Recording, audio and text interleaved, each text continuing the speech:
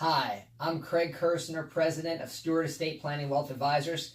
Thank you for attending our latest video series where today we're going to talk about why I'm not a big fan of variable annuities. So let's get right into it. Let's talk about some facts about variable annuities because unfortunately I've been licensed in this business for 25 years and we have looked at a number of variable annuities, a great deal, a number of variable annuities, and I feel, in my opinion, that they are an unsuitable investment for our retired, higher net worth clients. And let me explain why. Let's talk a little bit about what a variable annuity is.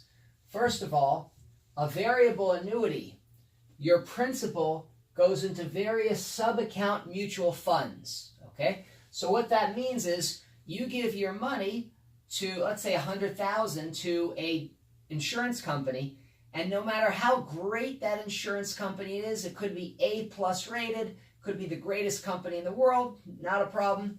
But the problem, in my opinion, is that the money then leaves the insurance company and goes directly into the stock market, typically in mutual funds. Okay, so your money is not in the insurance company, it's actually in the stock market, subject to the ups and downs of mutual funds and the stock market.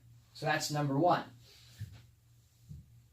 It's an investment product where you get all the upside of that mutual fund.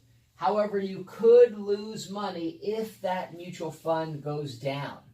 This is a big deal because many people in my practice, when they come to me, they're under the belief that their cash, that $100,000, let's say, that they put with the insurance company in a variable annuity, that $100,000 is actually safe and guaranteed and that they could cash out the $100,000 at any time. This is 9 times out of 10 in my what I've seen is that is not the case, okay? With a variable annuity, that $100,000 is worth whatever the stock market says it's worth based on the market value of those mutual funds. So if the stock market goes up, you'll earn money, your $100,000 will grow. Conversely, when the stock market goes down, you could lose money. That $100,000 could go down to $90,000, $80,000. I've seen them go down to $50,000. In the last crash, I've seen losses of over 50% in the last crash when the market went down in variable annuities because your money is in the stock market. Okay, so number one, as I said, your principal is not guaranteed. Okay, that's part one.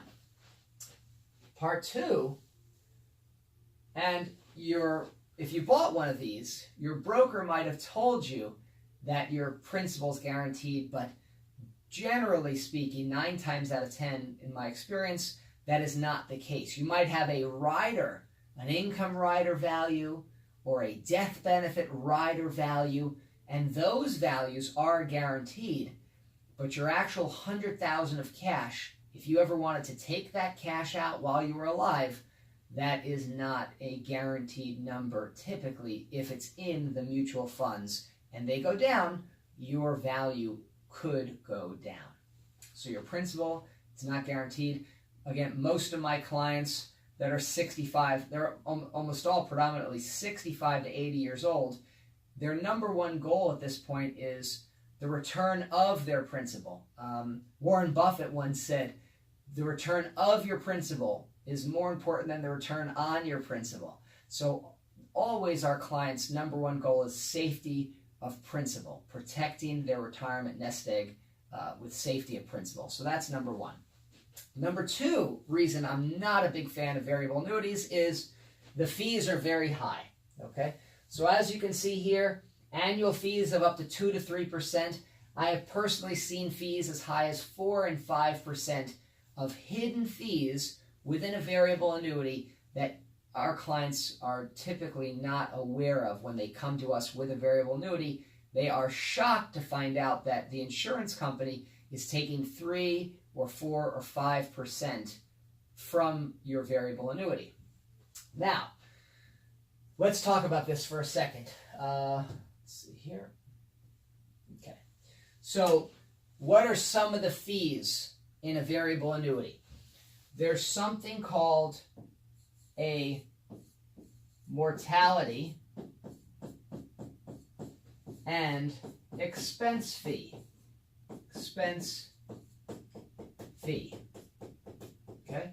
Sometimes it's also called an M&E fee. So the mortality and expense fee of M&E, that's the insurance company's profit that helps them pay their bills. So that oftentimes, let's call it 1.25%, 1.25%. I've seen lower, I've seen higher. Let's call it 1.25%. That's expense number one. Expense number two is a mutual fund expense. Okay, mutual fund. So the mutual fund manager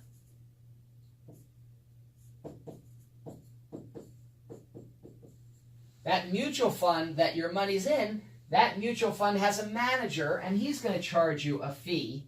And that fee is typically, on average, about 1% a year. Okay? So 1% a year is an average mutual fund manager fee, right? Then you might have a lifetime income rider. Lifetime income rider, okay? A lifetime income rider. And that income rider is that a guaranteed amount that the annuity, the rider value, is going to grow at, let's say, 5 or 6 or 7% a year. Let's call it 6 for round numbers, okay? So what this rider says is, no matter what happens to the stock market, that 100,000 of value, they're going to grow this rider value at 6% a year. Okay, 6% a year. Now, that's not your real money. And oftentimes people get confused, or perhaps the broker didn't explain it properly, but your money, your actual 100,000 cash, is not growing at 6%. And I see this often as a point of confusion for clients who come in buying a variable annuity from somewhere else. They think that they are getting 6% a year returns from this annuity, which is just not the case. And if you think about it logically, the insurance company is not earning 8 or 9% a year on your money safely, that they could promise you 6% and still make a profit, right? So if they're not earning 9, they can't make a profit and pay the broker a fee, to a commission to sell it to you, and still have the product work. So from a gut standpoint, a common sense standpoint, you have to, hopefully you realize now that that 6% is not like a 6% CD where you can walk away with that 6% growth in the future. Very important that you understand this, okay? So all that 6% growth is for is so that in the future you could turn on a lifetime pension. That once you turn it on, they'll give that to you for the rest of your life. Even if you run out of money in the bucket, the 100,000's gone. If they promise you 6,000 a year for life, they will pay you that 6,000 a year for life. Okay. Now, I'm not a big fan of that particular strategy, and I'll explain that in a few minutes. But let's keep going on the fees for now. So the lifetime income rider, maybe that fee is, let's say, 1% as well. Again, I've seen lower, I've seen higher. Let's call it 1%. And then oftentimes I see a death benefit rider fee. Death benefit rider. With handwriting this bad, I should have been a doctor. So let's call that 0.75%. Again, varies by insurance company, but let's say you have a death benefit rider, 0.75. So when you add up 1.25% M&E fee, 1% for the mutual fund manager, 1% for the income rider, if you have one, 0.75 for the death benefit rider, if you have it, that's 1.25, 2.25, 3.25, 4% a year. 4% a year in fees. Hidden fees, okay? 4% a year in hidden fees. So that means that every year the market goes up, the first 4% of returns go to cover your fees. You make anything above 4%. Okay, that's not great. That's a very, very high fee. It's in my opinion. Also, if the market goes down or your mutual funds go down by 10%, they're also taking that 4% a year in fees. So you could be losing 14% in that particular year. So high fees, potential risk to your principal, not a good combination of a investment for a retiree, because again, most of my clients are looking for safety of principal and income. They're not looking to hit home runs and hit growth, huge home runs. They're looking for more of a slow and steady wins the race strategy, so they don't have to lose big chunks of money again, like they might have lost in 2008 and 9. Okay, so high fees, 2 to 3%, could be up to 4 or more. I've seen it all. I've seen lower as well, right? So that's your fees. Now,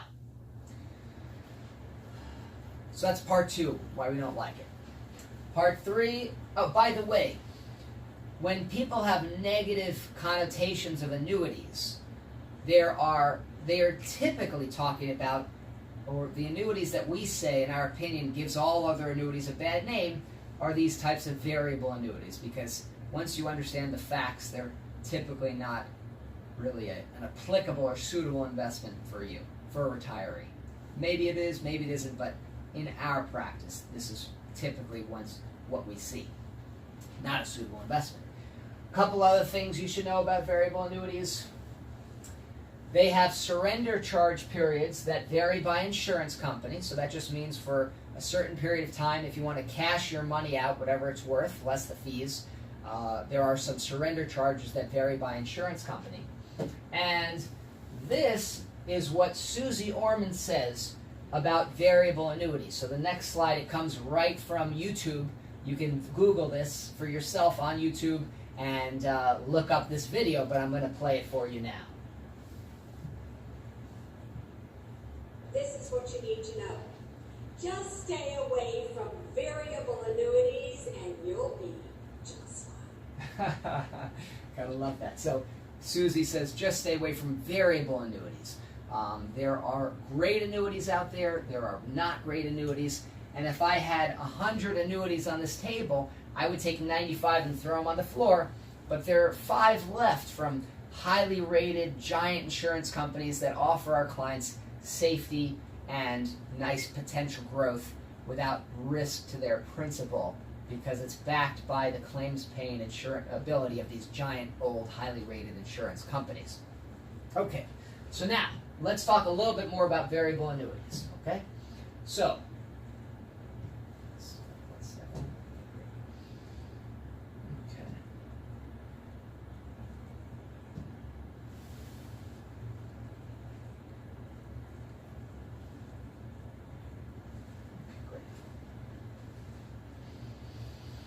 Okay, so now let's talk a little bit more about variable annuities and why I'm not a big fan of a variable annuity.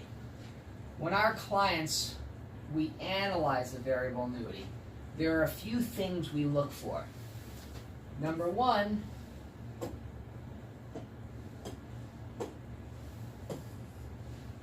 this is our 65-inch smartboard, by the way. It's like a giant touchscreen computer.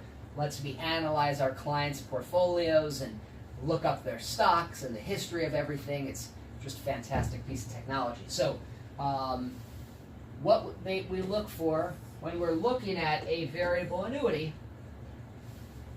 we want to know about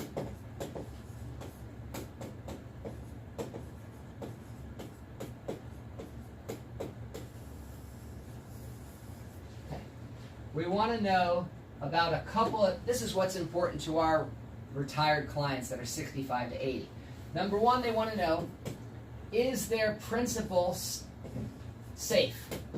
Is their principal safe? Okay.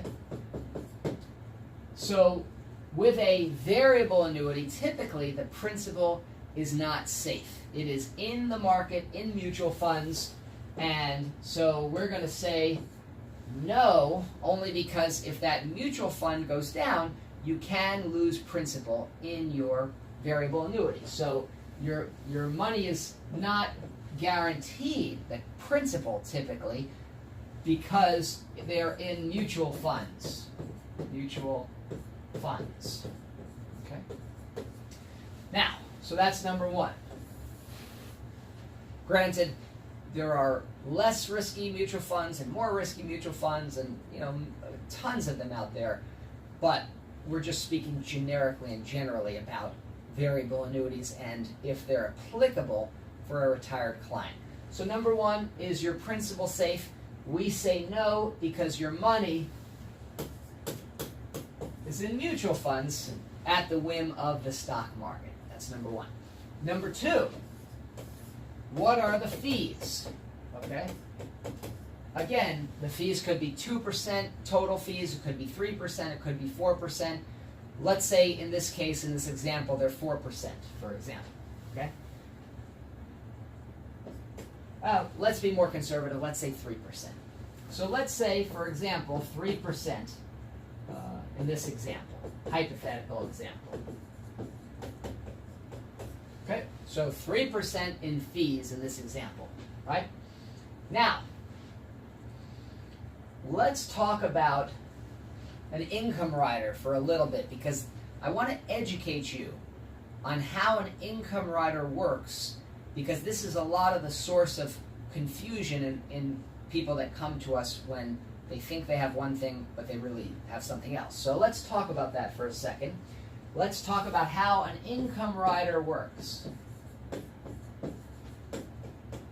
Income rider in a variable annuity. Now, there are many different types of income riders. There are income riders that cover one person. There are income riders that cover joint lives, let's say a husband and wife, or two husbands or two wives, whatever the case may be. We have all types of clients. We love them all.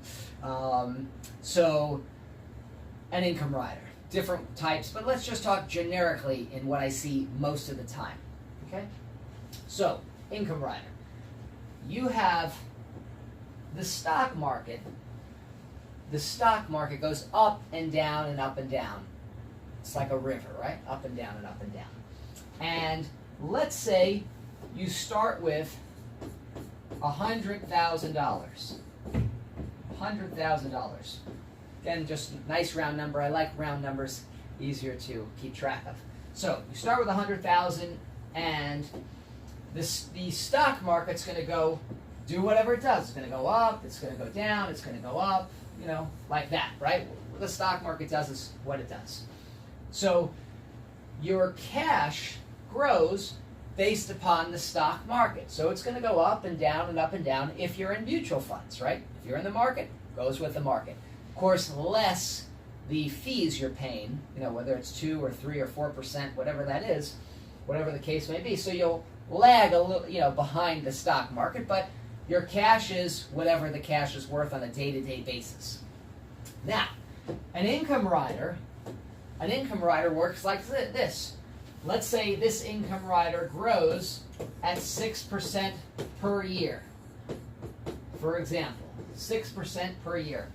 So what they're going to do is they're going to calculate this income rider value based on a 6% per year growth.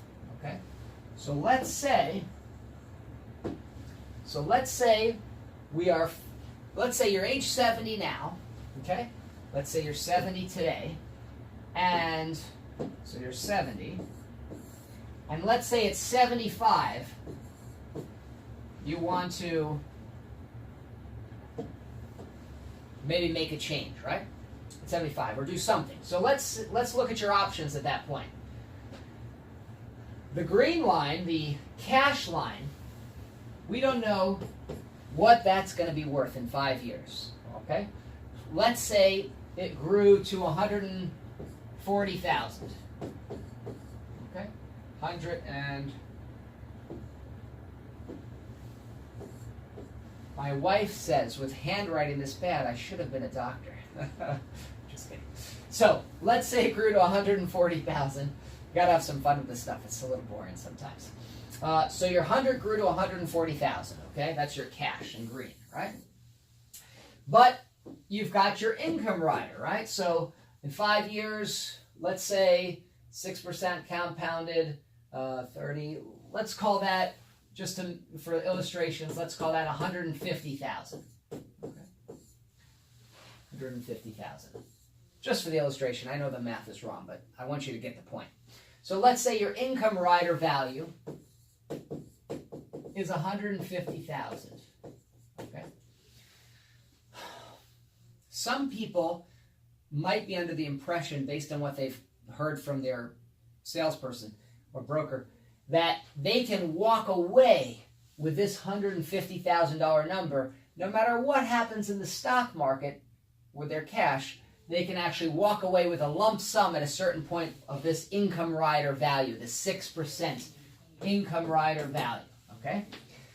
The answer is that that is not the case. The income rider value is a fictitious number, a made-up number. It's not your actual cash. If you wanted to leave at age 75, you could take your cash, the $140,000. If you had 5 bad years in the market and it was only worth $70,000, you could walk away with $70,000. That's it. Whatever your cash is, if you want a lump sum, again, typically speaking, that's what you can walk away with, right? The income rider value, that fictitious number of a promised number, but it's not your actual cash, is worth $150,000. That is contractually guaranteed by the insurance company. But that income rider value is not for you to walk away with. They're not giving you a 6% CD, right? So what that income rider does is lets you take out a certain percentage of your own money as a pension for the rest of your life. A level pension, typically level, for the rest of your life, okay? So let's say, for example, that they're going to pay you a 6% payout at that point. So that would be $9,000. Okay, so that means that they will give you a $9,000 pension for the rest of your life. Okay, $9,000 pension. Let me move this over a little bit. Great. So, $9,000 pension for the rest of your life. Okay, so what that means is, they're going to give you $9,000, which is a 6% payout on the income rider, and they're going to pay you that $9,000 for the rest of your life, okay? Now, the problem or the concern, in my estimation, and what people often don't realize is that $9,000 here actually comes out of, that $9,000 actually comes out of your own cash value, okay? So they're not giving you anything extra. They are literally taking that $9,000 from your cash value. Okay, so the $9,000 comes out of your $140,000 cash value. So if you took out $9,000 and you died the next day, you know, your heirs, or you wanted to cash in the next day, you'd get what's left in the bucket, the $131,000, you know, plus any growth or loss. That's your actual cash you could leave with, right? Now, it definitely gives people a certain sense of peace of mind knowing that they can count on this $9,000 for the rest of their lives. They can count on that $9,000. It's a lifetime pension that even if they live so long that they run out of money, they will get $9,000 a year for the rest of their lives, right? So that gives people a certain peace of mind. Now, typically, variable annuity companies don't increase that $9,000 by inflation. They don't, typically that's a level pension for the rest of your life. So what $9,000 a year will buy, what it buys today, we know. What that will buy in 5 or 10 or 15 or 20 years, nobody really knows what the value of that $9,000 will be. Now, it's possible the $9,000 might rise, but when I show you the calculation on the next page, you'll realize that why it probably won't. So we'll get to that in a second. Okay, but understand that that $9,000 comes out of your own money, right? So that's why this income rider, I want you to understand that value is not your real money. It's just used to calculate a pension. And like Social Security, every year you wait, that pension will be higher. Then you'll get a lifetime income from then on. Okay, so now let's go back to our example. So you're with me so far? Great. Now, let's go back to our last example. If you're paying fees of 3%, okay, and 3%, okay, so in this example, right, you're paying fees of 3%, okay.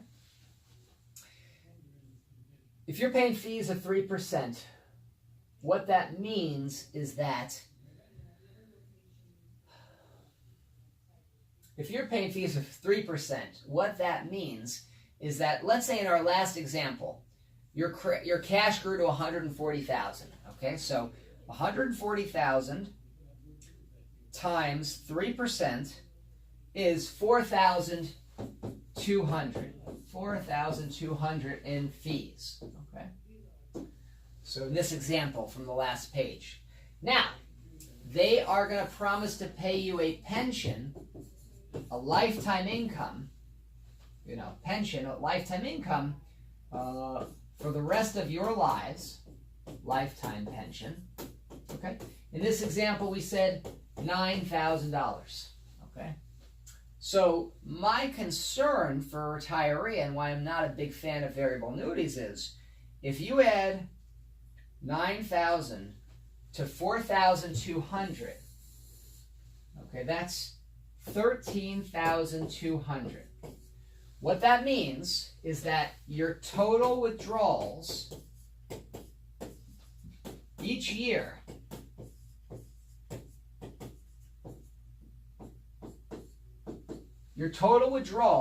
is 13,200. That's coming out of your cash from once you turn on the income rider, from a combination of the fees and the pension. Okay, 13,200, right? That's what this says. Okay. Now, let's say in my last example you had cash that had grown, please God. Let's say it grew to 140,000. Okay, 140,000 of cash, let's say. So this is your withdrawal. This is your cash. Okay. What that means is that you're taking out 9.4% of your cash value, a 9.4% withdrawal rate. Okay. So what that means is once you turn on the income in this example, and they're giving you 9,000 of your money and taking 4,200 in fees to give you 9,000 of your own money, that means 13,200 is coming out of your account. That means that's a 9.4% withdrawal rate. Okay, 9.4%. So my kids showed me how to do this, by the way. My children are 5 and 3. They came up here with a chair to play and draw, and they found out I can do all these shapes, right? So stars and hearts. Let's make this one a little sad face, okay? Because why in my estimation, my opinion, it's a sad face is that what this means is once you turn on your income rider and they're giving you the 9,000 of your own money and taking 4,200 of your own money to do that, that means that you've got to earn in the market 9.4% per year, 9.4% per year, just to have your cash stay the same each year, okay? Now, most people know you cannot count on, year in and year out, a 9.4% return for the rest of your life. Let's say the next 20 or 30 years if you're in retirement, right? You can't count on that because 1 or 2 bad years, let's say, obviously, number one, you can't count on that. There's a 4% withdrawal rate rule, which you might have heard about. That's down to 2.8% withdrawal rate now with interest rates so low. Morningstar recently came out and said you shouldn't take more than 2.8% of your money out, let alone 4. But this is a 9.4% withdrawal rate. So, the concern I have is that if you lose half your cash in a bad year or two, hypothetically speaking, and your 140,000 goes to 70,000 the next year, for example, okay? Now you're taking out 18.8% of your cash value, and more than likely, pretty quickly, you're going to run out of principal. That $140,000 turned to $70,000. You're still taking out $13,200 a year approximately, and you're going to be out of money more than likely in the next 5 to 7 years after that. Now, the good news is they'll still pay you this pension for life, the $9,000. However, you have no cash left in your bucket, and most of the time, in most variable annuities I see, when you run out of cash, there's no lump sum death benefit for your heirs. So some people might be under the impression that you can take this $9,000 a year, run out of money, still get $9,000 a year, and then after you're dead, your wife still gets $140,000 as a death benefit. And mostly that's just not the case. And most of the times I've seen it. Once you run out of money, they annuitize the contract, the rider value. They pay you that $9,000 or something to that effect for the rest of your life.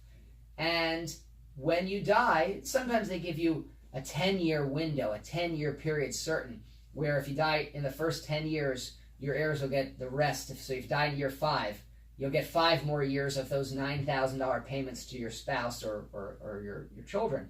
But typically, if it's a 10-year period certain, most people live more than 10 years on average. So that means that once they die, that income stops and your family doesn't get any lump sum death benefit. Okay, again, typically speaking, in my practice, I've seen that. So again, people are often under the impression that they can get $9,000 a year and they can also get a lump sum for their heirs. And again, that's just not the case, typically speaking. So I don't want you to be confused about that. The point of this is to educate you on variable annuities, why we're not big fans of them. Also, your broker might have said your cash, your principal is safe while you're alive. Or no, principal's safe, but what they oftentimes are referring to is that if you died while owning the contract and you haven't taken money out, your family will at least get what you put in, or if not, if there's a death benefit rider, some additional benefits for your heirs, okay? I don't consider a death benefit meaning your money's safe because you didn't buy this as a life insurance policy to take care of your heirs. Most of my clients bought these originally to fund their retirement. They want to live on the money, so a death benefit isn't really meaningful to them because that's not the point of this money. Okay, so that's important to know the differences, right? So those are the reasons that I'm not big fans of variable annuities. Just to summarize, the principal is typically not safe because your money's in mutual funds in the stock market. Again, we're at 9-year highs in the stock market, 9 years since the last crash of 2008-9. I have my MBA in finance. I've been licensed in this business for 25 years. I study this stuff day in and day out, so very, very familiar with all the different types of products out there and strategies. Well, not all of them, but many of them.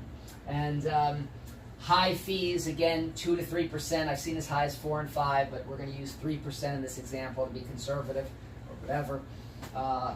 You can get a lifetime pension, but again, they're giving you your own money. So I don't think it makes a lot of sense to take $9,000 of your own money and pay them $4,200 in fees to give you $9,000 of your own money. I don't think it makes a lot of sense. Plus, this income generally isn't indexed to inflation, right? So that doesn't really help. Now, they might have told you, one last point about this is, this income can go up, okay?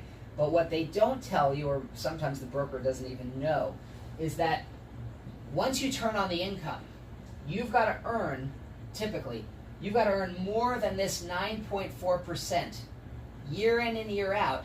And if you if you're earning in the market more than you're taking out between fees and pension, then yes, you might get a raise, possibly. But my point is that you can't count on 9.4% a year returns or more consistently without having some bad years along the way. And so I wouldn't count on this 9,000 going up. Now, you might have looked at an illustration, and maybe they showed you the roaring 90s from 1990 to 2000, and how great the market was and how your income kept increasing. And frankly, I think it's so unsuitable. I don't know how I can say this nicely. That's the nicest I can come up. I think it's so unfair to show you the period of 1990 to 2000 when the market went up almost 10 times in that 10-year span. It went up almost 1,000%, the best bull market we've ever seen, to use that as your example to look at and see if that's how you're going to do. I don't think that's fair. I don't think it's right. I don't think we're going to see a period like that anytime soon. It's possible, but when you look at the odds of where we are here in 2018 going forward over the next 10 years, you know, we're anticipating more challenges than potential opportunities to go up 10 times from where we are here. Now, that might happen. Nobody has a crystal ball. Nobody knows. But when you look at statistics and the odds, you know, and history, knowing that history repeats itself, probably unlikely. But anything can happen. And of course, past performance is not indicative of future performance, right? Or it doesn't predict future performance. So the point is, pretty much count on the variable annuity of this situation that $9,000 will be a level premium for life. More than likely, if you're taking out 9.4% a year over your lifetime, you more than likely will run out of money just playing the statistics and the odds. Then you'll still have that income, but you won't have any benefit left for your heirs. So our clients, again, are looking for more safety of principal, more income as well, but they're not looking to have, hit home runs, because if you can earn 20% or more in a good year, sometimes you can lose 10 or 20 or 30 or 40 or 50 in a bad year or two or three, and our clients never want to have that kind of an experience again. So our goal is to create a well-diversified portfolio, and so that we can limit the odds of that happening dramatically. And also, our other goal for our clients is to make sure that they have a proper retirement plan in place so that will take them through their entire retirement. Thank you so much for listening to this video. If you're in the Boca Raton or Boynton Beach or Fort Lauderdale area, down the Southeast Florida area, we do dinner workshops at Ruth's Steakhouse or Louie's in Boca and Fort Lauderdale. We have them every couple of weeks, if not more often, sometimes as often as every week. And so if you're interested, if you're 65 to 80 and you're interested in learning more and have more than $500,000 in liquid net worth, you're definitely welcome to come to our seminar, meet us, learn about us, meet our attorney.